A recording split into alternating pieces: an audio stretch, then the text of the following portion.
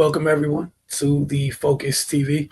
It's another week. Happy to be here with you all. We got Cardo Dudley Jr., Raymond Lyons, Malik Miller, Wilson Tarbay Jr. When to get to it. Got a lot to get to this week as always. Octavia's not here, so I'm gonna step in with the NFC East action this week. Let me go ahead and get up there. Gonna start with the Commanders. So Commanders fans, I apologize. I'm just sharing the news of what happened. It's not my fault. We'll start things off. Again, they fell with the Commanders. They fell to the Falcons 34-27. Atlanta did most of their damage in the first and third quarters, led by QB Michael Penix. He had a career-high 313 yards, going 20 of 26 with 2 touchdowns and 1 interception. The Falcons amassed a season-high 435 yards on the offensive side of the ball. Bijan Robinson had 181 yards from scrimmage. Drake London added 8 catches for 110 yards. And we just saw their offense. I told you about that 435 yards. They seem to finally get out of the pistol a little bit, which has been a lot of analysts, a lot of folks knock on their offense. They've been in the pistols, been predictable, and offense just hasn't been working. It hasn't been that effective for a team that has a lot of young and capable playmakers. And we saw that change in this game. Marcus Mariota continued to fill in for Jaden Daniels for the second consecutive game. He was 16 of 27 with 156 yards, 2 touchdowns, and 1 interception. Debo had 6 catches for 72 yards and a touchdown. The Commanders fell to 2-2 on the season with their loss. They're now 0-2 on the road. Washington will face the Chargers on the road this coming week. We'll talk about the Chargers a little bit later with another team in the NFC East. The Giants, they had a wild Sunday. They got their first win of the season. Also came in Jackson Dart's debut. They beat those Chargers 21-18. However, they had some bad news in the second quarter. MetLife turf struck again. They lost star wide receiver Malik Neighbors. Before I continue, whatever y'all remember what happened in the Christian Bale Batman trilogy when they blew up their stadium. That needs to happen to MetLife. Start over. They keep it. Just too many players keep getting injured there, man. At some point, it's like you're hurting your own investments. It literally doesn't make any sense. Every year, they have a list of players that their turf takes out for the season. It looks like Malik Neighbors is one of the latest and has to be crazy. It's crazy when other teams are losing players. Your own players you're losing because of your negligence to just play on grass, knowing that there's a little bit more give.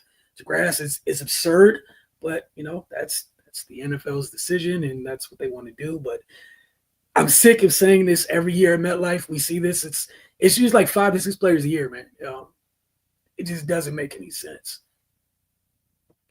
Dart went 13 to 20 for 111 yards, and he carried the ball for 54 yards on 10 carries. The Giants' defensive front, man, that's what really happened. That's what really stole the show in this when it came alive. You seen the picture.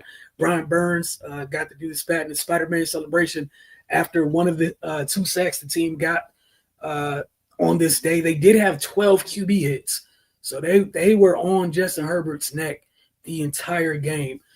Burns and Thibodeau had those 2 sacks. The Giants' defense as a whole, they gave up rushing yards, but they held the passing attack in check.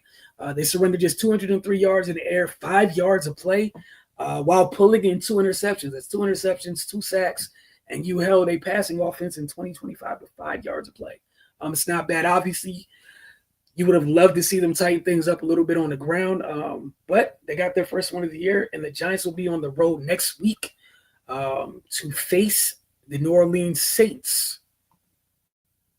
The Eagles, they just keep finding a way. All 3 phases continue to play a role in each and every one of their wins this season.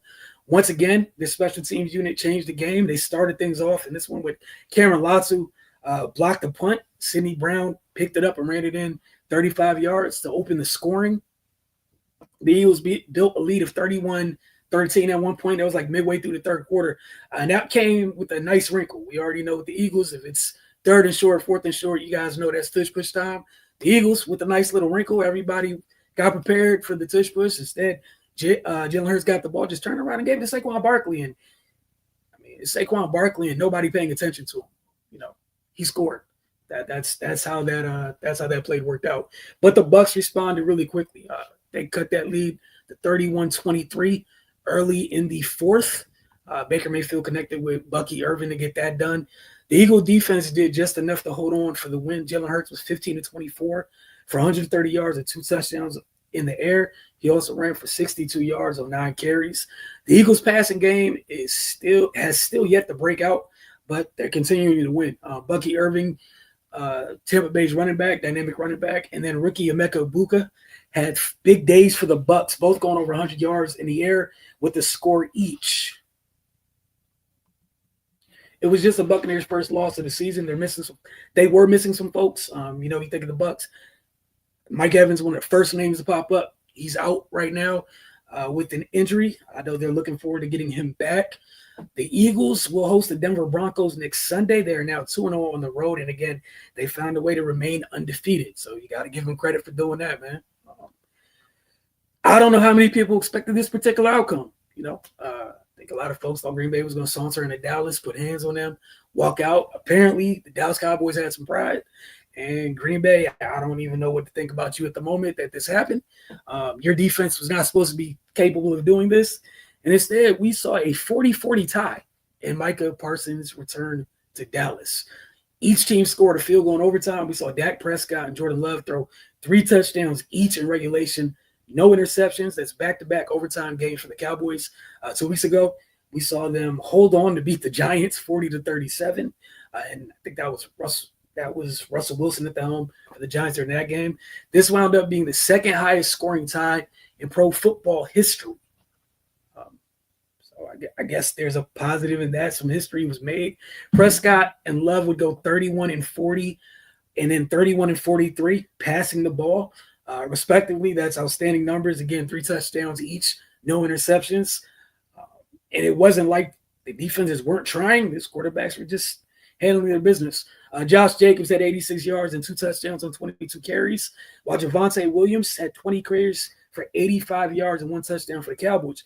George Pickens led all receivers with 8 catches for 134 yards and 2 touchdowns in this game. The Packers are now 2-1-1 this year, while the Cowboys are 1-2-1. It's always weird when that third column, when you're talking about the NFL, has a number in it. And we'll see how these ties end up affecting both of these teams later on in the year, because if somebody misses out on seeding or home field, we're going to look back to week 4 when you tied with the Dallas Cowboys or you tied with the Green Bay Packers. So we'll see how that goes. Up next, the Cowboys will play the Jets on the road. Going to slide over to the WNBA playoff side of things. I know last week when we were talking, things changed quick. We were talking last week, the Mercury were down a game, and they were already down 1-0. And then in that second game, they were down 20 when we were wrapping up this show. We said, make sure you guys watch the end of that game as we closed out. And I hope you did watch the end of that game, because the Mercury clawed their way back into that game. They erased the 20-point deficit. They won that game, and then they went on to win the next 2 to take the series 3-1. 86-81 win in game 4. There was a lot of noise about a big play late in game 3 where Alyssa Thomas stole the ball from Nafisa Collier and took it in for a score. It was a great defensive fourth quarter for the Mercury in that game. 21-9. That's how they closed that game out. The Lynx were without Collier their game for a loss. Kelly McBride stepped up. She had 31 points. Courtney Williams added in 20. It wasn't enough as the Mercury closed the series out with another near triple-double from Alyssa Thomas. She had 23 points, 8 rebounds, and 10 assists. They got 21 points and 6 rebounds from Satsu Sabali, while Kalea Copper and DeWanna Bonner added 13 apiece. I just want to get you guys' thoughts on the Mercury fighting out of a 1-0 hole to win 3 straight and take the series. Cardell, we'll start with you, then Ray and Malik. Yeah, it was a hard-fought series. It was very close. If you could look at the overall stats from the series, and they go hand in hand. They fluctuate between who had a slight lead, but they were all slight leads across the board through all the categories. But Phoenix was just a tougher team, and they shot slightly better from 3 throughout the series. And to me, that was the difference in the series. That game 2, you just brought it up. when they gave up that 20-point lead, that made Mercury believe they can win. And I think that also shocked the Lynx because they don't normally give up leads like that. And I think that just really messed with their psyche. And once it's already a handful to deal with Alyssa Thomas and Sabali. And Sabali is very similar to Alyssa Thomas. She just don't she has physical attributes, but just not at the level of Alyssa Thomas. And for people that don't understand why the ladies say this, not media, not fans, the actual opponents say this about Alyssa Thomas, that she's like LeBron of the WNBA. If you watch games in the series, you should understand. Physically, she's just on another level. The Lynx were bouncing off of her left and right in every aspect of the game. When she was getting rebounds, when she was taking the coast to coast on defense, getting around screens, setting screens. The physicality from the Mercury was just at a different level, and the Lynx struggled to deal with it. Let's just call it what it is. There's a reason why they were complaining heavily throughout the series, and that normally when that happens, that tells you, unless it's something very glaring, something just, all right, we could see that something weird is going on, that usually means they're getting hit and they can't handle it. And that's kind of what you saw. And they were getting hit through basketball plays, not necessarily like flagrant fouls or whatnot. I know people were talking about the play where Fees buckled her knee and ankle when Alyssa Thomas went for the steal. That was just incidental contact. That was a clean steal. She read it right. Alyssa Thomas read it right. It was a clean steal. They just bumped. You know, they hit knees. It is what it is. Like I said, when you hit Alyssa Thomas, usually you go back. You go flying. And that's just how it is, man. She's a monster. And you know, Sabali's right there with her. I just think the three-point shooting and the physicality from the team overall, once they got in a rhythm and got that lead and won game 2, I think they just turned it up and the Lynx couldn't handle it. You know what I mean? And it wasn't just being physically tougher. I feel like the Mercury were also mentally tougher. And that's why they were able to win 3 games straight and, you know, take the series, man. And what I mean by the slight lead, slight advantage on three-point shooting, the Mercury didn't shoot it, but they shot 32% from deep, whereas the Lynx, they shot 29% from deep. I know a lot of people, when you think of the Mercury, you probably like maybe Sammy Whitcomb would lead the team in you know, three-point shooting, maybe DeWanna Bonner, you know, it's a host of players. Actually, in that series, Satu Sabali led the team in three-point shooting. She shot 37% from deep, even though she shot 41% from the field. So you got your 0.4 point center, depending on, you know, the play, depending on the lineup that they have in there, and she's shooting 37%. That's just a hell of a matchup nightmare because you already can't deal with Alyssa Thomas going coast to coast all the time. And by the way, she shot 51% throughout that series. She had her way. You already can't deal with her, but when you got Sabali bombing away, and then you got Kalea Copper shooting 44% from the field. She's an ultra athletic wing, and then you got Makani the Rook. She's shooting 36% from deep. You got a lot of players contributing in many ways where they just able to hit timely shots and make timely plays. And you know, the Lynx, man, they got on their heels and they couldn't recover. And once Fees went down, we all knew what it was. And you know, I give the Lynx credit. They could have laid down in that last game without having Fees and Kayla McBride, man. The performance she put on the road, you tip your hat to her, man. She put the team on her back, man. But the Mercury just won't be denied, man. And the Lynx can complain all they want about calls this, calls that. Were they complaining when the calls was going for them in game 1 or when they were up 20? So I don't want to hear it when it go the other way. You know what I mean? The refs ain't had nothing to do with turnovers. You missing shots. You not getting back on defense. You not executing on defense. When you allow a team to come back from 20 down in a playoff game, that's a sure read team. They don't do that. So, nah, we don't. You can't use that. You can't use that excuse, man. So, you know, you tip your hat to the Mercury. They balled out. They earned it, man. It's nothing you can really say. You know, you can try to nitpick all you want, but they got the job done, and they got a chance, man. And you know, especially for Alyssa, she's been close a couple times, and we saw her on one against the Messi, but just fell short. So this is a chance to try to get one, and so they're gonna be a tough out. Right. Your thoughts on this on the Mercury making the finals by dispatching the Lynx? Yeah, man, that was a impressive series win for them. Yeah, that game two was glaring. They looked dead in the water, and all of a sudden they flipped the switch, and then they made that a trend for the rest of the series. They were down big in each of the last three games, and they were able to come back and win. A big key for them was Satu waking up. She had a less than stellar performance in game one. She took a lot of heat for it, but kudos to her. She came back and went to work. Cardell pointed out 37% from three, which which gave them another dimension to their team. And then that opened the game up for her individually as well, where she was able to showcase her other skills and her versatility. But overall, defensively, I just think the Mercury, they definitely played harder and with more force than the Lynx.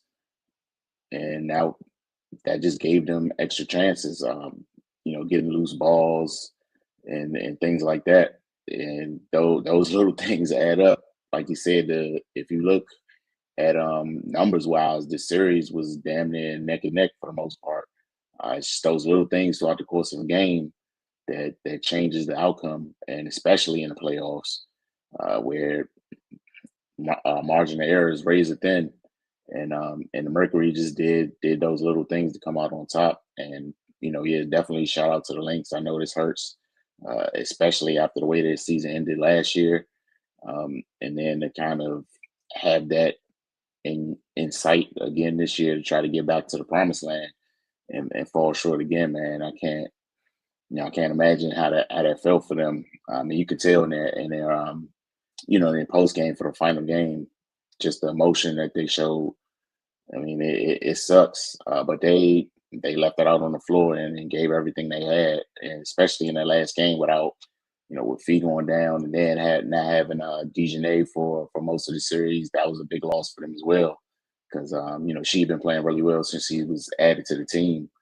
But yeah, it is what it is, man. The Mercury went out and owned that, and yeah, I guess they heard us on the show last week, because I think it was a clean sweep consensus about the Lynx moving on. Phoenix had other plans, and now they get a chance to play for a championship. Malik.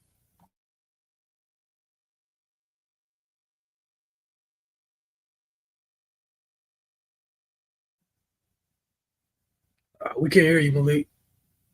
Were you guys able to hear him?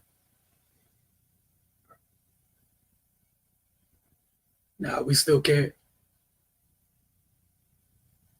We'll try to get Malik back. I don't even think my 2 cents on that series. I'm with you guys. Just hey man, they forcefully took control of that series.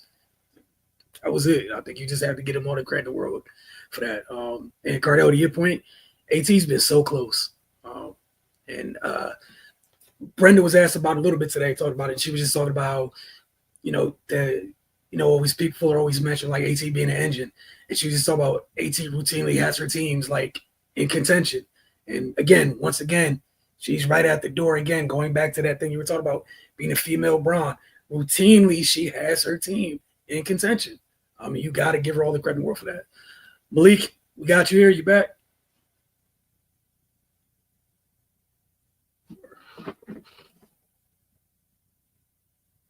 Nah, we still can't.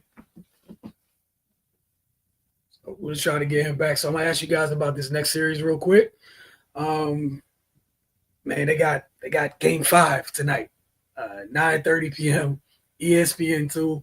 We saw the Fever take game 1, 90-83. Kind of put the Aces on their heels. I think they won that first game on the road, so shout out to Indiana for that. Then we saw the Aces respond, like we thought the Aces would respond. And then on the brink of elimination, Kelsey Mitchell with another 25 points. She's been steady, obviously, this entire season. Then Leah Boston had her biggest offensive output in the playoffs with a monstrous double-double, 24 points, 14 rebounds. She had 5 assists, 2 steals, and 2 blocks. Odyssey Sims added 18 points as well. The Aces got 31 points and 9 rebounds from Asia. just wasn't enough. Jackie Young also had 18 points. The deciding Game 5 will be played tonight again, 9:30 p.m. ESPN2. Your thoughts on this series? Ray, we'll start with you and then Cardell. As we get to see who's going to be facing those Mercury that are awaiting their opponent for this year's WNBA Finals. Yeah, man. Just like we talked about the last series, I think in this series, especially the last game, Game 4, the Fever just playing a little bit harder, and it showed in the result. They were playing with desperation, which allowed them to get that victory and get themselves another chance. They were quicker to lose balls. They got tie-ups and saved a lot of possessions that that could have went the Aces' way. They out rebounded them. Forced a lot of turnovers, and then on the offensive end, Kelsey Mitchell and Aaliyah Boston, especially AB, she was aggressive from jump, and that's what I would like to see from her more often, because she's a lot to deal with, and and it gave the Fever a different look, and and let Kelsey Mitchell kind of work herself into the game, and it worked out for them. They got a Game 5 on the road in Vegas, like you said, Wilson. They pulled out Game 1, but we know that building is going to be rocking, and the Aces are they got championship experience, so it's going to be interesting to see, man. They got to get more consistent contributions across the board. This is tough for them because I think I said it before. What the Fever do well speak directly to what the Aces struggle with, and I think we've been seeing that play out this series. And they got to find a way to do something about Kelsey Mitchell. I know that's a tall task, but you can't let her go on a rampage, or it's not going to go well for you. Cardell? To me, as Shaq will put it, this is a series of the others. Every game, the team where the role players have stepped up and played well, they won. The stars, for the most part, been consistent. I know Asia had the down game, Aaliyah had the down game, here and there, but for the most part, they've been canceling each other out. Like even in Game 4, I know Asia had 31, but Aaliyah with the 24, 14, and 5, and the way she was taking it to Asia, you don't normally see. And it's like the little sister let big sister know, like, I'm tired of this. You ain't about to be punking me no more. Like it's that type of time. That's how they rumbling. And but the free throw difference was crazy. But who's the more aggressive team? Who's you get rewarded when you aggressive, man. Like it is when you pass it, you're not getting to the line, man. It is what it is. And the Fever, they led by Aaliyah. They we not going home tonight. I don't care how we do it. It's not happening. The Fever shot 26 of 34 in Game 4. The Aces shot 8 of 11. Now, I saw Asia's post game. She said, Aaliyah complained Game 3. So they made it right. They at home, what I'm saying? Things go right at home or whatnot. But she was just aggressive. And that's how they got to play. Now, with Game 5 being in Vegas, we're going to see if the rest allow them, just how much the rest allow them to be aggressive. You know what I mean? But I hope they just let them play. Let the players decide this game. Don't get involved with that. Control the game, but let the players decide that, man. You know what I mean? Because it's been a beautiful series, and Indiana, they're on the brink. This is the closest they've been since Tamika Catchings. You know what I mean? Was around the thing. So, it's going to be very interesting, man. Because I think the key in Game 5, outside of the others, I'm talking about the reserves and the role players in the starting lineup, outside of them having to show up and do their job. I'm not asking. Fine, if you have a monster game, great, but just do your job. Which where each team can afford is for you not to show up and then do or die game. You go on fishing, you go home. You know what I mean? But I think ultimately it's not even up to Kelsey unless she just go up for 40 or 50 somewhere. She just single-handedly win the game. we know the matchup that's going to decide this game. That's between Aaliyah and the Asian. Because if Asia dominates, it doesn't matter. It's over. But if Aaliyah does what she did in Game 4, it's a whole different ball game. And I think also when Aaliyah plays like that, the rest outside of Kelsey, because Kelsey gonna be Kelsey no matter what. I think the rest of the team feeds off of that. Because it's like you gotta understand who she's doing it to. It's like that's Asian. That's the best player in the game. That's a different animal. Oh, we gotta do our job. We really have no excuse now. And that's just how you feed off of it if you're the teammate. So that's the matchup. Now if Asia coming here like, yo, I'm the big sister for a reason. And she dropped like 30 and 20 on Aaliyah, and Aaliyah got like 10 and 4. I mean, it doesn't matter what everybody else do. Asia gonna win the game by herself. So, and we know she's fully capable of doing that. And we know that's the type of time she on because they ain't closed out in Game 4. So that's why I'm saying Aaliyah got to come with it. She got to come ready to play. You know what I mean? Because if Asia get to go on, have one of them, 10 to 15 point quarters, 4 or 5 rebounds in the first quarter, that it ain't gonna go well. So I'm excited to see how this goes, but it's been a beautiful series to watch, man, because it's required a lot of players to have to step up and make their impact for them to keep have the series go to a do or die Game 5. Yeah, you brought up the point about the others. I think that's big for both sides. I think 2 players I'm looking at tonight to see how much they impact what happens for their respective teams. We've seen Lexi Hall, who's been amazing for the Fever. The games where she has, when the arrow's pointed all the way up, it's a really added boost for the Fever. For the Aces, Melissa Smith, when she's able to stay out of foul trouble, she gives the Fever problems, but she stays in foul trouble. So that's gonna be the big challenge for her tonight. She can stay out of foul trouble because that. At times, it's not just the high-low, but just another capable big on the floor for Chelsea Gray to pass the ball to. For the Aces to have as an outlet at times goes a long way. It's just she picks up, I think she probably averaged like 4 or 5 fouls a game this series. And if you take the time to look at them, at least 3 of them a night are the silliest fouls in the world. But that's part of it, right? Like the silliest fouls.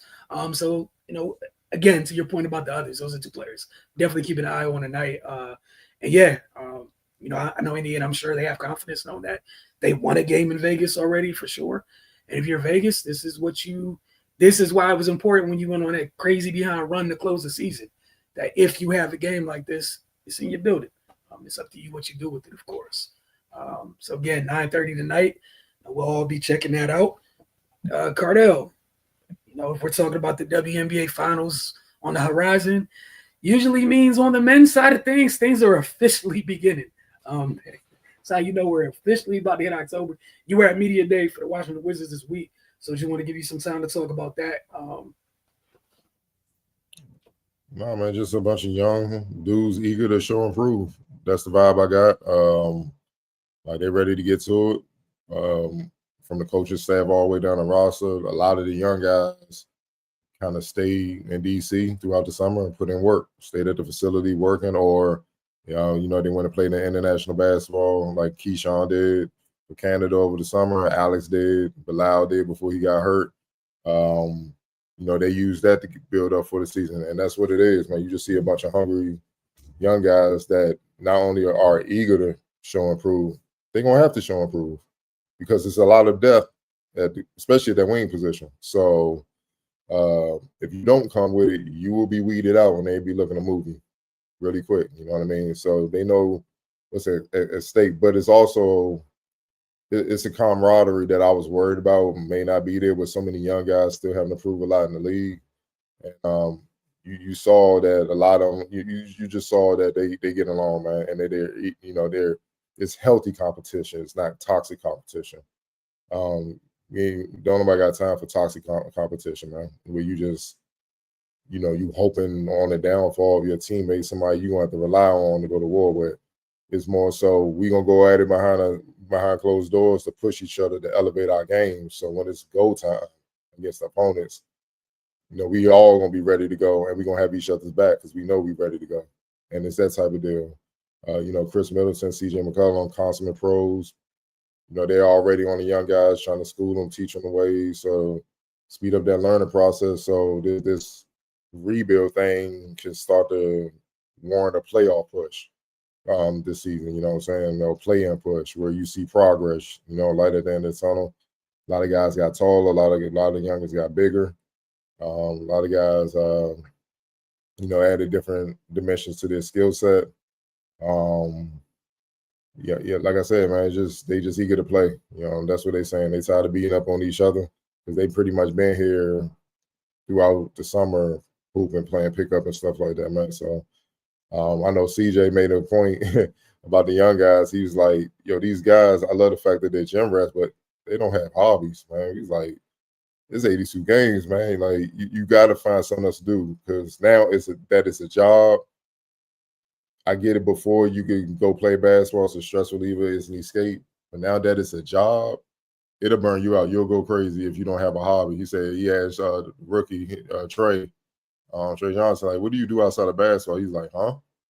He's like, no, like, what do you do for fun? He's just, I hoop. He's like, no, man, outside of hooping, what do you do? He's like, I don't have any hobbies. I just hoop. If I get bored, I just go hoop. And CJ was like, part of him was like, all right, that's great. You're a gym rat. But part of it was like, young fella, you got to do something. Do you play video games? You read books? Like, do you want to do radio? You got to do something, man, because it's 82 games. I know you think, like, you'll be fine, but trust me, it's going to hit you. You're going to be like, man, it's going to be crazy because everything that surrounds being an NBA player, having to play, 82 games, man. But Trey's a hooper, man. And everybody. I know Corey Kispert, who we know can scorch over with his jumper. Man, he said Trey just be shooting the nets off the rim. Like but we know he's my term for guys like that, professional scorers. They gonna put the ball in the basket no matter what, dog. It's like Cam Thomas up in Brooklyn. When Lou Williams was in the league, just guys that just get buckets, man. And it ain't no rhyme or reason. No matter who you put on them, they're going to score. And he's one of those, even as you could just see it, he got it in him. Like, I think with him, he's only going to need a couple games to kind of get adjusted, figure out the lead, the speed, and then, it's going to be on the pop. And like he said during media day, he's eager to see how much the speed and things change once training camp begins. You know what I'm saying? His first official training camp. So he's eager for that. One thing Bub did say was he went to check out the playoffs. And, you always hear that the playoffs is a different season. Everything is just amplified. And he said, yeah, he said it was a lot more physical. He said it was so much more faster. He said the mistakes you can make during a regular season and kind of get away with it, he said it will literally cost you the game. And if it costs you that game, it could cost you that series. Like, everything's just that much more important. Like he said, he was looking at certain players, was like, yo, that player wasn't moving like that throughout the regular season. What's going on? And he's like, oh, this playoff thing just different. It really is different. So I'm glad he got to see that. So now he understands, like, yeah, it's levels. It's levels, man. So you got to elevate it if you're trying to get the Wizards back to that point, man. So, look, man, just, for me, defense was talked about a lot. Being in tip-top shape, Kispert was like, we all got to get to a point, but specifically he was talking about himself, but he did talk about everybody else. We all got to get to the point where we defensively take pride and we dictate things. We hit the opposition first, the offensive player first, instead of letting the offensive players get us on our heels, and then we react. To say, in this league, when you react, you're done. And, also growing up as a team where, I'm all three of us can talk, and you can understand where I'm about to come from. They got up for the good teams or the big name players, the teams with the big name players. And then a lot of rebound teams come in here and you like, they get blown out by 20 or 30. We like, what the hell? What's wrong with y'all? And he said they got to be locked in and focused to be able to treat every team like how they should treat them. Like, yo, we here to win this game. Because when you don't, you end up like the lottery team. You disrespecting when you thinking you could just show up half-ass and think you're going to beat them. And, Kispert kind of, harped on that, man. But all in all, man, you outside Bilal, who hurt his thumb, I believe it was his shooting thumb. Are obviously playing in the what is Eurobasket over the summer, whatever, playing for France. Everybody's pretty much healthy for the most part, so they're just ready to get the preseason start, getting the preseason game started and see where everybody's standing, and then they're ready to go. So the vibe this year is totally different than the vibe last year. The vibe last year was just like, all right, man, what y'all got? But the vibe this year was more so excitement to get going. Let's go. Let's build off of what we ended the season on, which was the game winner from Bud in Miami. Yeah, I'm just looking forward to it as we see training camp open. Cardell got a lot of good stuff for Media Day, so you guys know where the Roku channel is. Get over there, get into the Wizards Outlook tab, and go check that out. There's 7 to 8 new videos in there from Media Day, so please go see all of those. All right, we're gonna play one of those videos here. Is Keyshawn George, his media availability. Put this up on the screen. You guys just let me know if you can hear it or not, and we'll deal with it in case there's any more technical difficulties. Last year we talked about building habits, and I think being intentional with them. And I think I put that to the test this offseason with being here in Washington, just stacking days, 2 days, just every day, six days a week. And I think it showed a little bit during the America Cup to be able to apply what you work on in the offseason and be able to put it in life. When we were in Las Vegas watching the Summer League, we saw an increased amount of physicality to your game. Have you added any weight, any size to yourself? And is that going to be a foundational part going into this year? I started, hang my hat on physical defense and being able to bump players out their lines and, making them feel uncomfortable. And I think physicality has a lot to do with that. Lift a lot of weights, put on 4 pounds of lean muscle mass in the summer. And yeah, it's just the start of what I'm trying to build and the image I try to build myself. Hey, Keyshawn, over here. What's up? So in Eurobasket, we saw some more on-ball scoring reps than we saw over here in Washington. Is that something you're prioritizing adding to your bag this year? I'm just trying to be more aggressive in general, creative for myself, for my teammates. I know with my skill set, I'm able to do that. I'm just able to get in the paint and gain scoring opportunities for myself and my teammates. Trying to do it and be more aggressive in general. Sure. And despite being just 21 years old, you're still older than like half of the roster on the regular season roster. Do you feel that, or do you still feel pretty green to the NBA? I feel kind of in between. I definitely don't feel old at all. Just to make it, clear. But I definitely have a lot more to learn. So I would say I'm the younger side. Hey, Keith. You mentioned being able to work on some certain things and then apply it at the America Cup. Outside of the on-the-court stuff, what did you learn about yourself as a player as you step into your second season? I think I can hang myself on my habits and my consistency. Just a testament to myself, just being here in Washington, working on the offseason, doing 2 days like I mentioned before. I think it just shows that I'm ready to do this, and I learned about how consistent I am. Last year with your defensive presence, we saw you take really good strides. What's that next step for you on the defensive end that you want to be able to be known for in this season as you continue to evolve your game defensively? I think doing it night in and out, whoever I'm guarding has to be the same standard. A couple fouls, started a foul in the lobby beginning of last year. Just learning, just continue to learn in general, and just making sure I take a step forward every time I step up court. Hey, Keyshawn, how you doing? We all know you're a very competitive guy. What's your reaction to hearing Will and Coach Keith talk about how there's going to be more competition for rotation roles this season? It's fun. We have a young team, and I think that's what we're here for. To be able to compete at a high level in practice is only going to get us better. Whether if I'm guarding Trey, I'm making it tough on him, or if he's, making it tough on me on the offensive end, it's only going to get me better. I think that's how we grow as a team, as long as it's healthy and done with, a mind knowing that we're all teammates at the end of the day. I think it's just going to be fun and happy. And what do you think will be key to you guys improving your efficiency as a team and specifically 3-point shooting? Just being able to, like I said, create easy shots. Like we know, we like to shoot a lot of corner threes. The league likes to shoot a lot of corner threes. And just being able to be aggressive, get with the ball, move the ball easy once we get an advantage, and just get the ball to the open man. Keyshawn, I know you had a very busy summer, I know, but when you came into the off season, were there one or two things you really wanted to work on trying to improve? How did you do that in the lab with your schedule? Who was there with you? Where were you? All that sort of thing. So I noticed that in several opportunities I was getting in the paint last year and not necessarily knowing to do when I get there, being indecisive. So I really worked on just being more aggressive. Like I could create a shot for myself or easy one for my teammate once I get in the paint. So everything was working on bumps, getting the paint, getting aggressive to the ball in hand.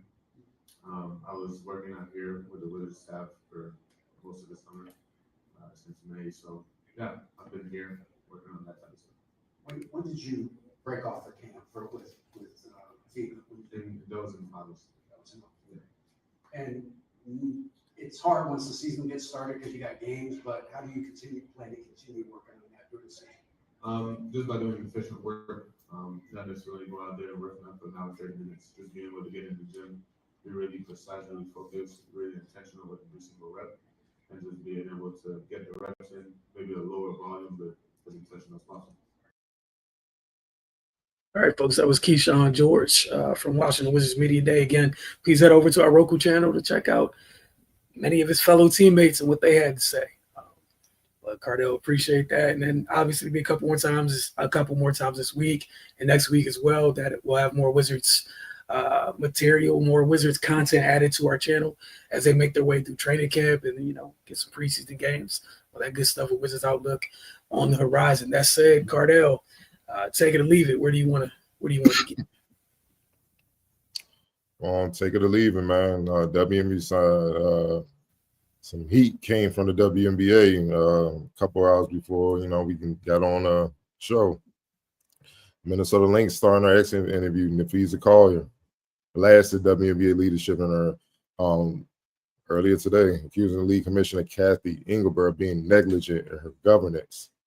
Collier said the league has failed to sufficiently address issues with officiating, compensation for players, and the state of the overall product. She also alleged that Engelberg told her in a private conversation that superstar Caitlin Clark and other young stand-ups should be on their knees in gratitude for the platform the league has given them. Wilson, if you will, please play the audio.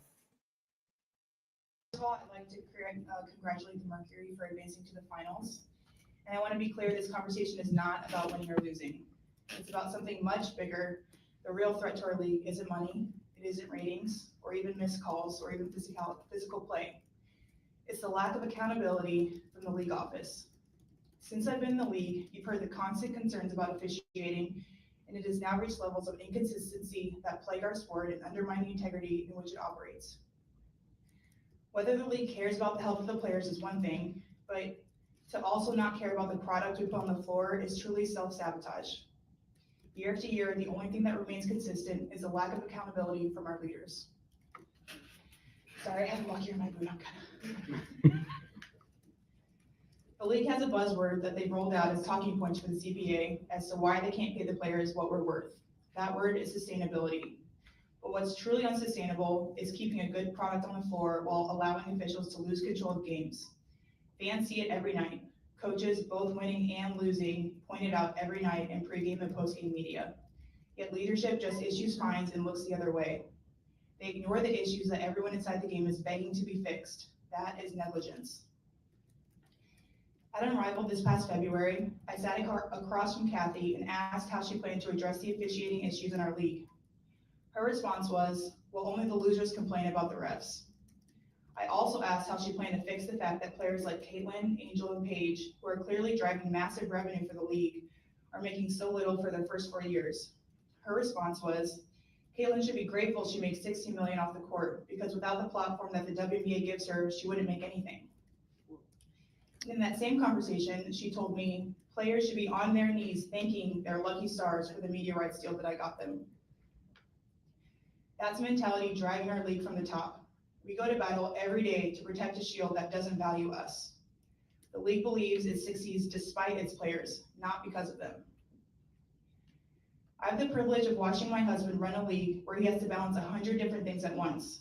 I won't pretend the job is easy, but even with all of that on his plate, he always takes the time to reach out to players when he sees an injury, whether it's unrivaled or even during the WNBA season. That is what leadership looks like. It's the human element. It's basic integrity, and it's the bare minimum any leader should embody. This year alone, I've gotten calls, texts, and well wishes from so many players across the league. Those moments remind me that sometimes there are things bigger than the results in this game we play. But do you know who I haven't heard from? Kathy.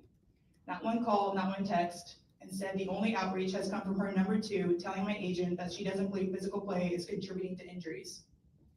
That is infuriating, and it's the perfect example of the tone-deaf, dismissive approach that our leaders always seem to take. I've finally grown tired. For too long, I have tried to have these conversations in private, but it's clear there is no intention of accepting there's a problem. The league has made it clear it isn't about innovation, it isn't about collaboration, it's about control and power. I've earned this platform and I've paid the price to get here, and now I have a responsibility to speak on behalf of the fans and everyone in this league that deserves better. Our leadership's answer to being held accountable is to suppress everyone's voices by handing out fines. I'm not concerned about a fine. I'm concerned about the future of our sport. At some point, everyone deserves to hear the truth from someone who I hope has earned the benefit of the doubt to fight for what is right and fair for our athletes and our fans. We have the best players in the world. We have the best fans in the world. But right now, we have the worst leadership in the world. If I didn't know exactly what the job entailed, maybe I wouldn't feel this way. But unfortunately for them, I do. We serve a league that has shown they think championship coaches and Hall of Fame players are dispensable, and that's fine, it's professional sports. But I will not stand quietly by and allow different standards to be applied at the league level. Thank you. All right, it was Napheesa Collier. As Cardell said, with first entry for Take It or Leave It. Had a couple comments with these. Go ahead. I'll go ahead and do the comments, and I'll get a Kathy her response. Okay. Anthony Tony, what's going on? Good seeing you as always. That's how we know it's Wizards time. Gentleman usually pops up to provide an interesting comment or two, man. It's good seeing you as well. He did have a comment about Fees, though. Shout out to Fee for not backing down and speaking up. Lynx got cheated out of the championship last season. A terrible injury took her out in the Phoenix series. Gerdo. Yeah, Commissioner Engelberg responded right after Collier's comments, said she has the utmost respect for Collier and was disheartened by how her conversation with the Lynx star had been characterized. Quote, my focus remains on ensuring a bright future for the players in the WNBA, including collaborating on how we continue to elevate the game. I am disheartened by how Napheesa characterized our conversation and leadership. But even when our perspectives differ, my commitment to the players and to this work, Ray, man, we're going to start with you. A lot of heat today, but what are your thoughts on these comments, the timing of it, and Engelbert's response? First of all, do you take it or leave what Fee said?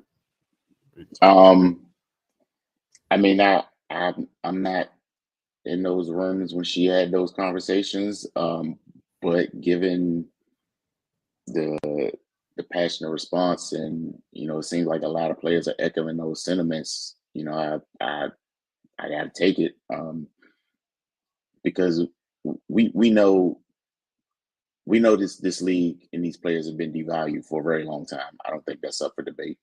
But like, the last time, we was talking about the CBA and where they stood with that maybe a few weeks ago.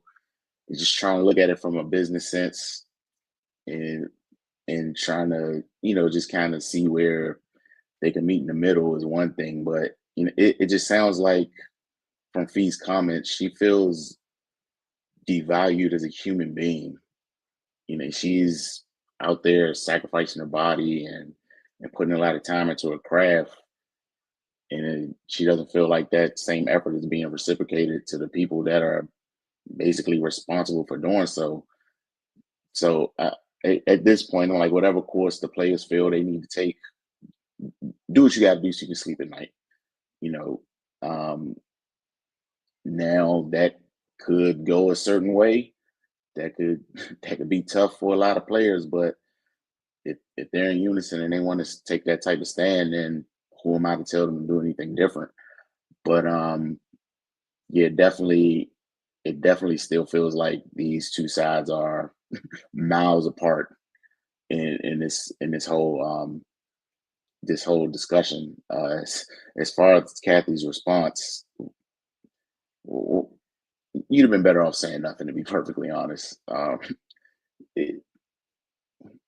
Whatever, man. Like, I know you got to put out something, but like, she didn't even deny that she said this stuff, and to go that hard, like, you should be on your knees thanking your lucky stars. Like, wow, that's how you feel? Okay. But yeah, it's unfortunate that things are unfolding this way. But yeah, man, I think this gets a whole lot worse before it gets better. Hopefully, something miraculous happens and they get to get into a better space before the 31st. But yeah, given those comments by Fee, I think the space that the players are in is, y'all gotta start moving in good faith, man, and it's got to be a turn somewhere. Wilson. Yeah, since I saw it earlier, obviously been thinking about it a lot. I don't even know, like, if there was an option for it. I'd take some of it, and the other part of it I'll leave it, because Ray talked about where this is headed. Like, that's the part of it that, like, I understand where they're coming from, and I get that part of it. I know for me, from an optics standpoint, right? And I understand how she prefaced it. It's not about winning or losing. But from an optics standpoint, just being honest, from an optics standpoint, if you're someone who doesn't follow the WNBA that much or what have you, right now you just know that somebody lost, and this is the next thing you're hearing from them. From an optics standpoint, this is what you're hearing. I know for me personally, if this is the action, obviously I don't feel like she did this on her own. To a degree, I'm sure some people involved, and also some people, like, she's the same agent as Caitlin, so clearly the agent, I'm sure, made Caitlin aware before Caitlin's name was brought up, yada, yada, yada, whatever. My biggest gripe with it, you have another month before that deadline hits. Let the finals happen, and then we get into all this or whatever.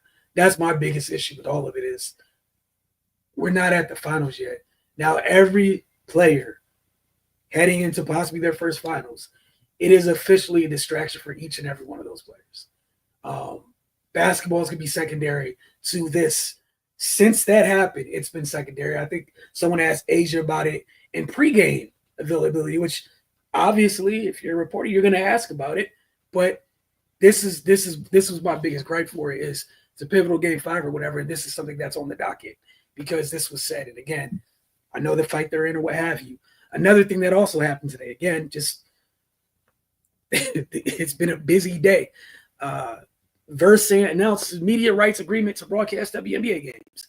USA Network to present at least 50 WNBA regular season playoff games each year, as well as portions of WNBA semis and finals in select years beginning 2026. So that came out today underneath the two things, Cardell talked about. It's a really weird day news dump wise. We've talked about where this is going, the CBA negotiation several times on this show. I mean, before the midpoint of the season, I'm sure we talked about it. We talked about it a little bit afterwards. Talking about it here now. Again, my biggest gripe, wherever the next step in these negotiations were going to happen, because obviously they still have a month, I would have liked it to be after the finals, man. Like, I don't think it's fair to any of the players. I know people are talking about we're seeing support from the players, yada, yada. All the players that you're seeing support from, they're not lacing them up trying to win a championship right now. Like, and yeah, you're not going to catch a player, anybody on the Aces or the Fever that's going to say, anything opposite of that. But again, this is before the finals, man. This is before the finals. I don't understand that part of it. That's my biggest gripe with it. But go ahead, Carter.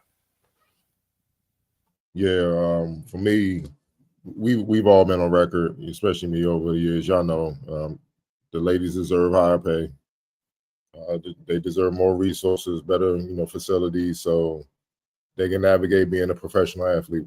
That goes without saying. We've said this for years. I've been on board with that for years. But I agree with you, Wilson. That timing of this was sloppy. I feel like fees, while she has some good points, especially if the commissioner said those things, that's worrisome. But also, that was an off wax conversation that should have stayed off wax. You gotta be professional. I feel like fees was being emotional and to a point self-serving, because her husband runs that other league and they're trying to put pressure on the league so they can get what they want during the CBA negotiations. Part of being in a leadership position is you got to put personal feelings to the side to do what's best for the whole. And yes, that could be tough, but that's what's required. Otherwise, you shouldn't be in that leadership position. Obviously, she's emotional. They just lost a playoff series, and they were the top team all year. And they were eyeing the championship. They fell short again. She has another long offseason of rehab due to the injury she sustained. To me, that wasn't a foul where Alyssa Thomas did. She went for the steal. It was just incidental contact. It happens in the game sometimes. It's sports. I think she's just frustrated with that on top of everything that's going on. But and you could tell she was.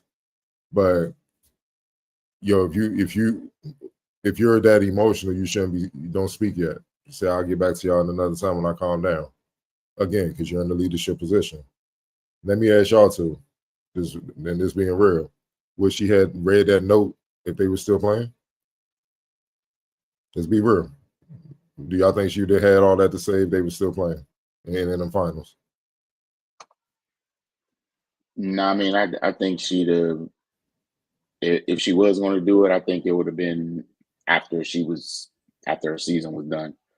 That's why I say it's self-serving, because now you're taking the thunder away from these other ladies that's still playing. So when you're that's the part about being a leader. It's not about you and how you feel right now. It's about the whole. You see what I'm saying? So at the end of the day, yes. Obviously, we know they make good points and all that, but everything she read and the way she read and the timing of her reading it, how does it help the ladies in this negotiation? Because if your tactic is to try to put pressure on them through public opinion and stuff like that to get them to move, how has that helped with, the history of pro sports? How has that really changed things? To me, it just pisses the leagues off, and then they just double down even harder on things just to prove a point. You see what I'm saying? So I just feel like we all know the league is things they could do better, but I also feel like it's things that fees in this situation could have did better. Because all this little fake support on social media don't mean anything to powers that be in the league. To me, the reason why Kathy put that thing out is because people pissed off. Because she was like, yo, I thought that was all wax. So now if the league start releasing things that they saying, oh, now that's not right? But this goes back to being professional, doing things the right way. You know what I mean? So, but I just feel like she was it's other things that moved her like that, because normally fees don't move like that. She moves with professionalism at all times. So for her to just come out like that, and the Lynx been highly emotional all playoffs. You see what I'm saying? So,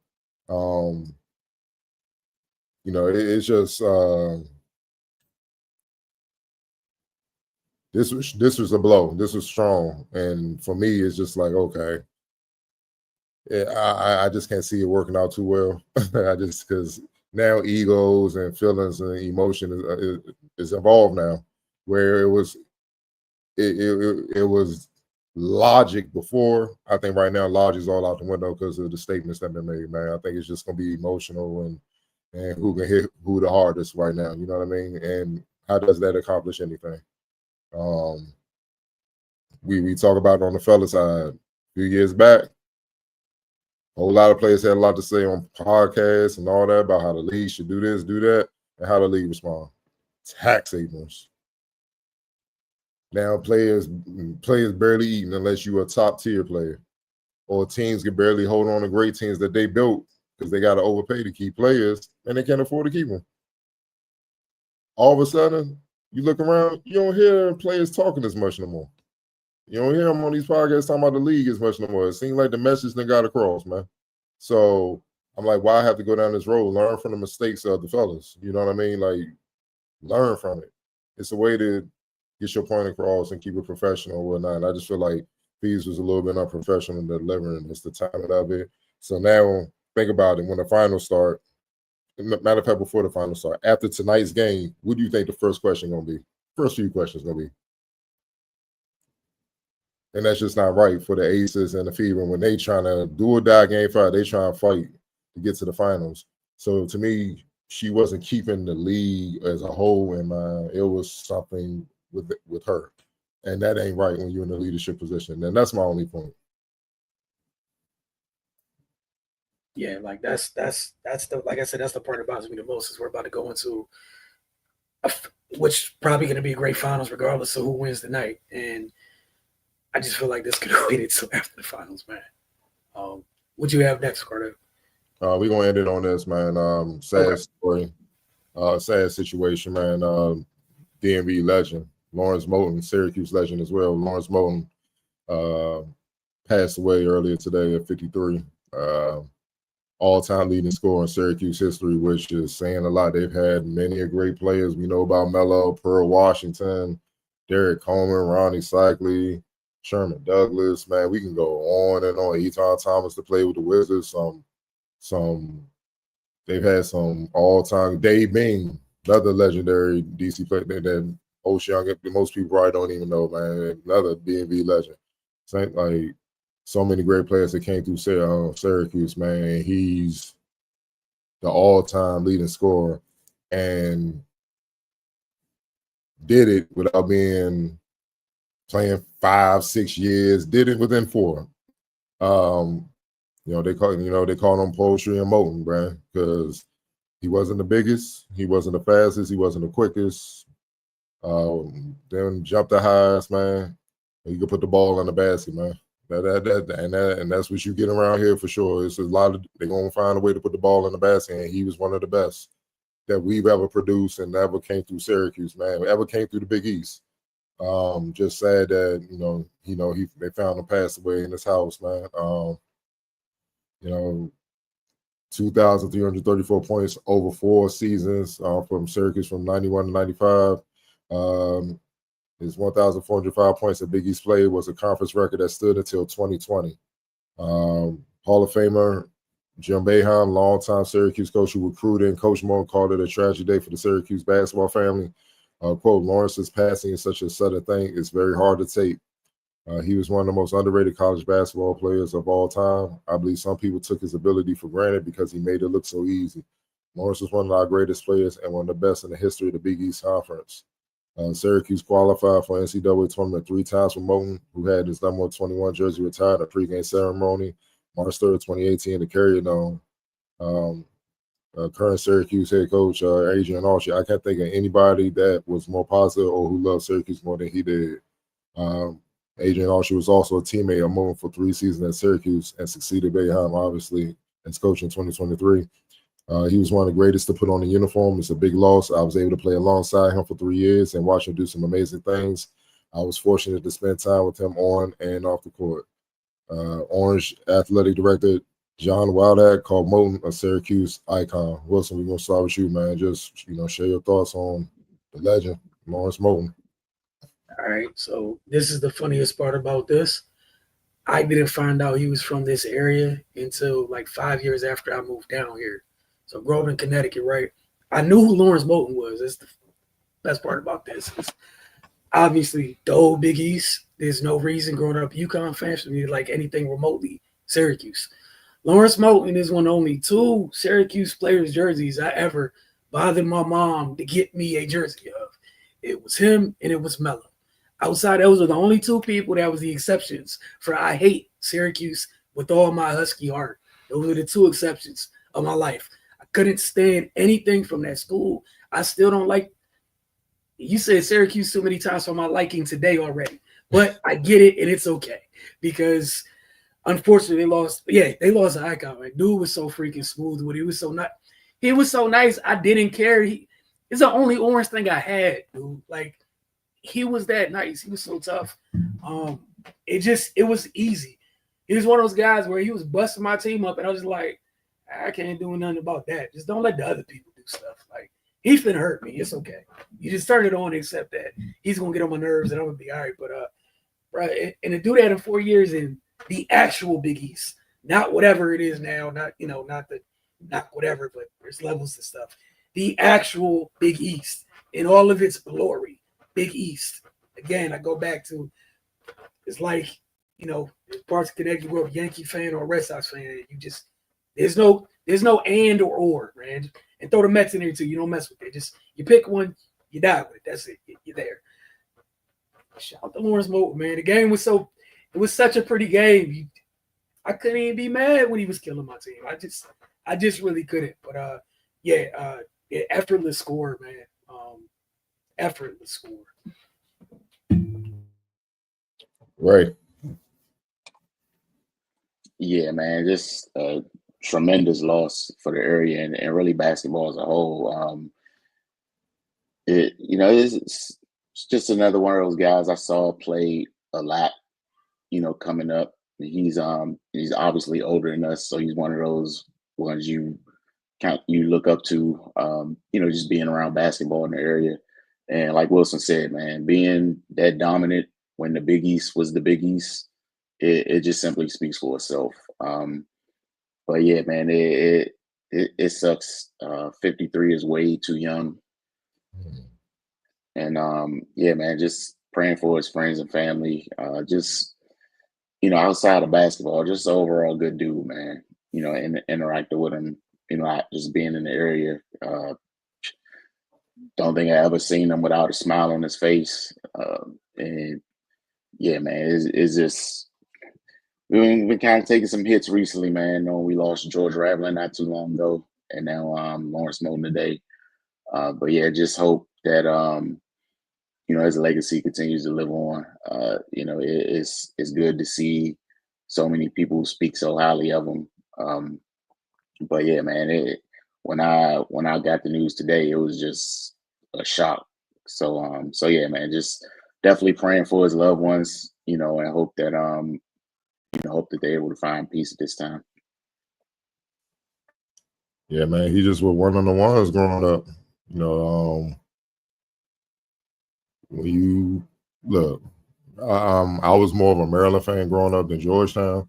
But obviously, we grew up there. We grew up in it was ACC Big East. Period. It started there with college basketball. So you kept close ties and you kept a close eye on both conferences. Who was doing what from when you were a little shorty all the way up to, when I became a college prospect. Then you looking at all of that because it's a possibility you might get an opportunity to be having to deal with some of these guys you're looking at. So, but he was one. When I was a kid, one of the ones, man, that you had to watch. Like I always say, Keith Booth made me a Maryland fan, and Steve Francis became the blueprint for me. And then that's what made me a Maryland fan. But obviously, growing up in the area, you got love for Georgetown as well. I was a Maryland fan, can't stand nothing about Duke. So if you're rocking with Georgetown, you don't like Syracuse. But you had to watch Lawrence Moulton. It's like when the DMV guys go play for Duke, where y'all came out of high school. That's how I look at it. You know what I'm saying? So I can stomach you because I can't stand this. But with Moulton, the way he could score the ball, make it look so easy, man. And even being in Georgetown country and, them in the rivalry with Syracuse, you didn't look at it like he played for Syracuse. You look at it as like he's one of our own. You root for him to put up numbers, but you kind of root for Syracuse to lose in a sense, if that makes sense. So that's just how I went, man. And you made exception for the local guys because, look, out of all the jealousy, envy, and hate that come from the area, I like to say deep down, the area wants the area to succeed. Because if guys from our area, ladies who, the players that come from our area succeed, what does that do for our area? it strengthens the reputation of our area, and that's why our area is so respected around the globe as is. And players like Lawrence Moulton made that possible, man. Like the way he could score the ball when they say it's like poetry mode, that's the perfect saying for his game. Like he made certain shots made it look easy, but it's not easy. It's not. You know, some of the shots he's hitting in his highlights, go try that. With 6'7", 6'8" dudes on you, double team you, tripling team you. Because obviously he's Syracuse leading scorer, so he's drawing a lot of attention, and he was consistent. So probably a top 5 college scorer growing up that I saw. You know, him, the Iversons, like, you know, I got to throw Salim Stoudemire in there, the way he could score the ball. Like, I'm talking about like dudes that could just get buckets, man. It was insane, man. So it just hurts to see him go so young, man. You know what I'm saying? Because the thing I hate about today, we kind of dismiss players that came before. We don't, but it's become cool to do that. But when they gone, all the information, what they can offer is gone with them. And there's no getting that back. So that's why you got to appreciate it, because guess what? If, like, say, all right, man, he was good. If you want to say he was good for his time, I hear you. Why hasn't anyone duplicated his success then? Clearly, he was different. So he got answers to certain tests that other people don't have. Now you can't answer and get those answers because he's in a better place. And that's what you miss out on when you don't appreciate having accomplished, highly successful individuals around. You don't take advantage to ask some questions and you know, get game from them, man. You know what I'm saying? Because the way he scored the ball, it looked like he was playing pickup. I ain't gonna lie, dog. It looked like he was out there just in the open gym, just at the rack, out on the park playground, just hooping. But he was in a real live game in the Big East. That's why it was just cold the way he got it done, man. So if you a scorer, you visualize yourself growing up getting buckets and stuff like that. You want to get in there like Lawrence Moulton did. 3-level score, post up, range, transition, however you wanted to get scored on, he could do it. And you know, he delivered it, man. So, you know, man, you know, definitely rest in peace, man. We losing too many legends, man. All this gatekeeping stuff, that shit need to go. So everybody can feel, you know, I'll say cool enough to just come back around the area and just give game and uplift the community more, man, like how it used to be before all the BS came involved. Yeah, definitely a big loss for sure. We appreciate you guys for tuning in this week. We'll see y'all next week. We'll be talking about the WNBA Finals next week. We'll be talking about NBA preseason next week. That little window we had of peace is gone. You know, sports is officially back up and going. You know, we'll be summertime. The next month starts tomorrow. So, man, look, just time is moving. We'll see y'all next week. Appreciate y'all as always. Get over to thefocustv.com. And we'll see y'all next week, same time.